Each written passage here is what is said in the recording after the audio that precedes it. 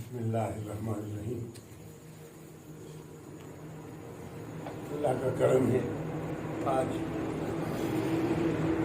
18ویں تراویح کم 22 پارے ہو گئے، 22 پارے ٹھیک ہے۔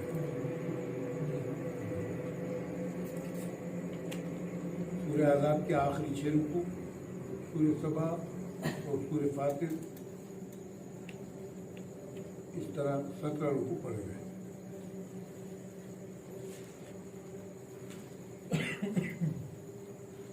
آج کی تلاوت کرتا پہلے رکوع میں فرمایا کہ ازواج مطہرات سرکار دو عالم صلی اللہ علیہ وسلم کی جو بیویاں تھیں، یہ ان کو ازواج کہا جاتا ہے۔ ازواج زوجہ کی جمع ہے، زوجہ مانے بیوی۔ آپ کی جو بیویاں تھیں وہ اپن سب کی قیامت تک آنے والے مسلمانوں کی مائیں ہیں۔ ان کے لیے فرمایا کہ ان کا رتبہ بہت بلند ہے، ان کی حیثیت عام عورتوں جیسی نہیں ہے، بلکہ وہ ان کا مقام بہت بلند ہے، وہ پوری امت کی مائیں ہیں۔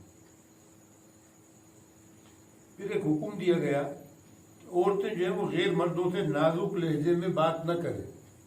جیسے اگر اپن کا کوئی ملنے والا، کوئی غیر محلے والا کوئی آتا ہے، اپن کے دروازے پر آواز دیتا ہے، تو وہ نرم لہجے میں اب عورتیں گھر میں سے جواب نہ نکالیں۔ بعد بے وقوف جواب ہی نہیں دیتی، بیٹھی چپ، اب آدمی چیخ چیخ کے واپس چلا گیا، یہ ٹھیک نہیں۔ جواب دو لیکن سخت لہجے میں جواب دو، اس لیے کہ اگر آپ نرم لہجے میں بات کرو گے تو جو گندے ذہن کے لوگ ہیں، ان کو دل میں جن کی کھوٹ ہے، وہ اس کو غلط بھی معمول کر سکتے ہیں کہ ہم سے فلاں نہیں ہو رہا، خود اس طرح نرمی سے بات کریں۔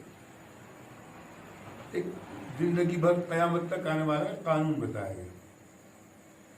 فرمایا عورتیں جو ہیں وہ گھروں میں پردے کے ساتھ رہیں، جاہلیت کا بناؤ سنگار نہ کریں۔ اب ہم دیکھتے ہیں اچھے اچھے گھرانوں کی عورتیں وہ جناب بازاروں میں چلی جاتی ہیں۔ اگر کوئی عورت عطر لگا کے پردے پہن کے مسجد میں نماز کے واسطے بھی آتی ہے تو نماز سے جانے کے بعد اس کو وہ نہانا چاہیے جو ناپاکی سے نہایا جاتا ہے۔ یہ قانون ہے۔ عورتیں گھروں میں پردے کے ساتھ رہیں، ان کی نماز مسجد سے بہتر گھر میں ہے، گھر کے آنگن سے بہتر گھر کے دالان میں، دالان سے بہتر کمرے میں، کمرے سے بہتر گھر کی کوٹری میں۔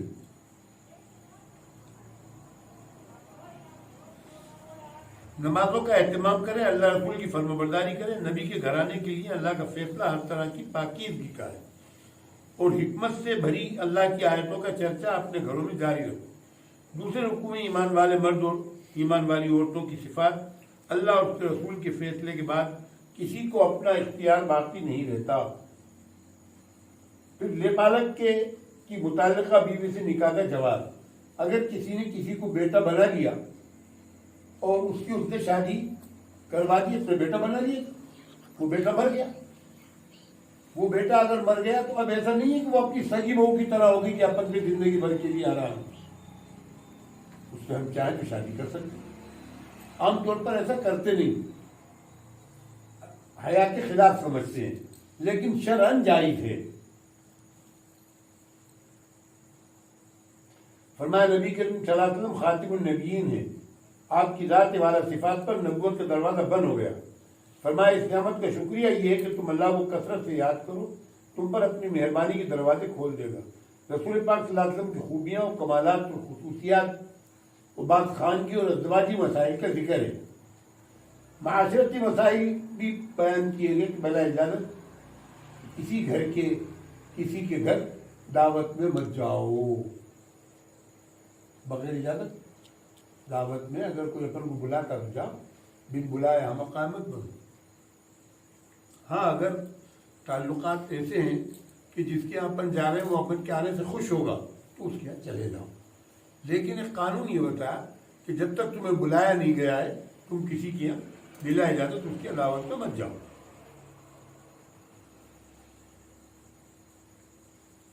اور جب جاؤ تو اتنا پہلے نہ جاؤ کہ کھانا تیار ہونے کا تم کو انتظار کرنا پڑے. ایسے جاؤ کہ جب کھانا بالکل تیار ہو جائے اس وقت میں کھانا کھانے جاؤ. اور جب کھانا کھا چکو تو وہاں پر بیٹھے مت رہو. کھانا کھا لیا آپ بیٹھے ہوئے، اب میزبان پریشان کیا جی نہیں دیا تو خدا جی تو مصیبت بنا کے بیٹھ گئے، اس کو بلا لیا ہم نے. کھانا کھاؤ اور چلتے وقت وہ کیا ہے فارسی کا مقولہ، نان بخوردی کھانا برو، روٹی کھا لی گھر سے جاؤ یا اپنے گھر کو جاؤ. مجلسی آداب بیان کیے گئے. ازواج مطہرات کا مقام اور مرتبہ کہ وہ ہمیشہ ہمیش کے لیے پوری امت کی مائیں ہیں. پھر بعض گھریلو احکامات بھی بیان کیے گئے اور پھر رسول پاک صلی اللہ علیہ وسلم پر درود بھیجنے کا حکم بھی دیا گیا.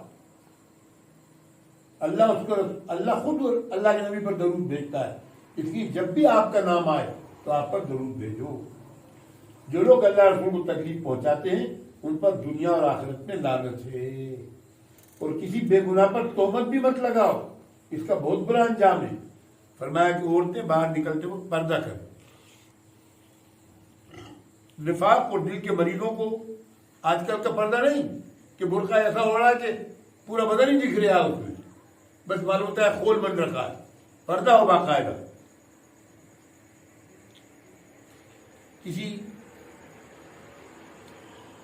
اور دل کے مریضوں کو برائی کا موقع نہیں ملے گا. قیامت کب آئے گی اس کا علم صرف اللہ تبارک و تعالیٰ کو ہے. کل بھی اس موضوع پر بات ہوئی تھی. وہ بہت برا دن ہوگا.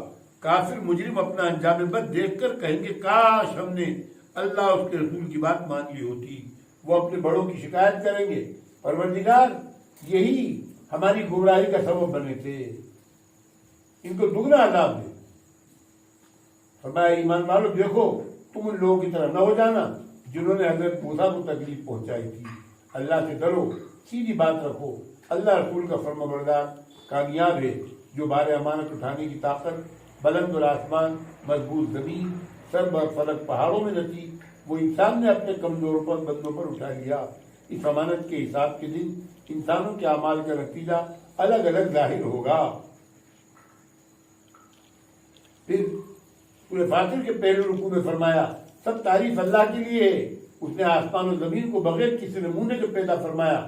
بعض فرشتوں کے دو بازو ہیں، بعض کے تین بازو ہیں، بعض کے چار بازو ہیں.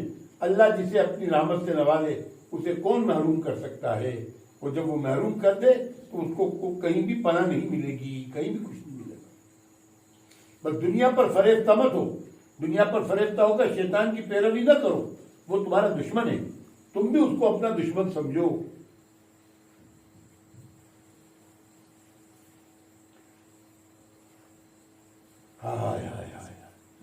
ان کے شیطان کے ساتھی اپنے ساتھ تمہیں جہنم میں لے جانا چاہتے ہیں، مگر جو اس کے فریب سے بچ گئے ان کے لیے انعامات کے وعدے ہیں. دوسرے رکوع میں فرمایا سب سے بڑی خرابی اور گمراہی یہ ہے کہ آدمی اپنے کالے کرتوت کو اچھا سمجھنے لگے. مرنے کے بعد دوبارہ زندہ ہونے کے دلائل دیے ان کو دکھا رہے ہیں، اور عزت کے خزانے تو اللہ کے پاس ہیں. پاکیزہ کلام اور نیک اعمال اس کے حضور پہنچتے ہیں. خرابی تو دوسروں کے لیے ہے. انسان کی ابتدا سے لے کر انتہا تک ہر مرحلے پر اللہ کا کنٹرول ہے. اس کا علم ہر چیز کو اپنے گھیرے میں لیے ہوئے ہے. وہ دو دریا، ایک میٹھا دوسرا کھارا، ان میں انسانوں کے لیے بے شمار فوائد اور رات دن کا اتار چڑھاؤ ہے. یہ سب اس کی وحدانیت اور قدرت کا نشان ہے. اس مضبوط نظام میں غیر اللہ کا ذرہ برابر بھی دخل نہیں ہے. اس کی بے بسی کا حال یہ ہے کہ اگر تم ان کو پکارو تو سن نہ سکیں، اور وہ سن لیں تو جواب نہ دے سکیں. یہ ان کے لیے کہا جا رہا جن کی وہ لوگ پوجا پاٹ کرتے ہیں کہ جن کو تم پکار رہے ہو اللہ کے علاوہ، وہ تو ایسے ہیں کہ تمہاری بات کا جواب بھی نہیں دے سکتے. قیامت کے دن تمہارے شرک کا انکار کریں گے. تیسرے رکوع میں فرمایا اے انسانوں تم سب محتاج ہو اور فقیر ہو، غنی اور بے نیاز اور حمد و ثنا کے مستحق تو تنہا اللہ کی ذات ہے. اسے تمہاری ضرورت نہیں ہے. آخرت میں کوئی کسی کا بوجھ نہیں اٹھائے گا. سب برابر نہیں ہے. بینا اور نابینا، اندھے اور دیکھنے والے دونوں برابر نہیں ہو سکتے. تاریکی اور روشنی، اندھیرا اور روشنی، دھوپ اور سایہ، زندگی اور موت یہ سب برابر نہیں ہو سکتے، یہ سب کا انجام نہ ایک ہو سکتا، الگ الگ سب کے انجام ہیں۔ نبیوں نے اسی سے خبردار کیا ہے، اور نبی آخر الزمان صلی اللہ علیہ وسلم بھی خوشخبری سنانے والے اور ڈرانے والے ہیں۔ چوتھے رکوع میں اللہ کی قدرتوں کا ذکر ہے، ایمان والوں کی صفات ہے، اور فرمایا کہ ہم اس کتاب کا وارث اپنے بندوں میں سے اس کو بناتے ہیں جس کو چن لیتے ہیں۔ اب یہاں ایک بات اس سے یہ نکلتی ہے کہ بعض ہمارے علماء ذرا سی بات میں دوسروں کو کافر کہہ دیتے ہیں۔ ہمیں کسی مسلمان کو کافر کہنے کا حق نہیں ہے، یہ قرآن کی آیت سے ثابت ہوتا ہے۔ اگر وہ کافر ہے تو اللہ نے اس کو مسلمان کے کلمہ کیسے بنایا، کیسے اس کو اپنی کتاب کا وارث کیسے کیا؟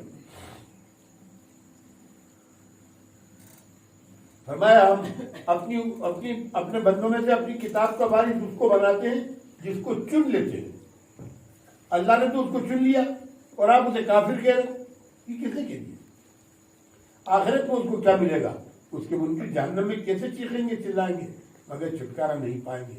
اس صورت کے آخر میں فرمایا اللہ کو سب کچھ معلوم ہے، اس سے کوئی چیز چھپی بھی نہیں ہے، اس کی یکتائی کے بڑے دلائل ہیں۔ بڑے بڑے مغرور اور متکبر، بڑے زور و زر کے پجاری، اقتدار اور حکومت کے دعویدار اللہ کی پکڑ سے نہیں بچ سکے۔ آج جو یہ لوگ طاقت کے نشے میں دوسروں کو تکلیفیں پہنچا رہے ہیں، یہ کیسے بچ پائیں؟ ان کا انجام بھی بہت برا ہوگا۔ اگر اللہ انسانوں کی ہر غلطی پر پکڑ کرنا شروع کر دے تو روئے زمین پر کوئی جاندار نہ بچے۔ اس نے اپنی گرفت کا وقت مقرر کر دیا ہے، وہ اپنے بندوں کی ایک ایک نقل و حرکت پر نظر رکھے ہوئے ہیں۔ اللہ تبارک و تعالی ہمیں آخرت کی تیاری کی توفیق عطا فرمائے اور قرآنی احکامات پر عمل کرنے کی توفیق دے۔ وما علینا الا البلاغ۔ آخر دعوانا الحمد للہ رب العالمین۔ سبحان اللہ وبحمدہ، سبحانک اللہم وبحمدک، ونشہد ان لا الہ الا انت، نستغفرک ونتوب الیک۔ سبحان ربک رب العزۃ عما یصفون، سلام علی المرسلین، الحمد للہ۔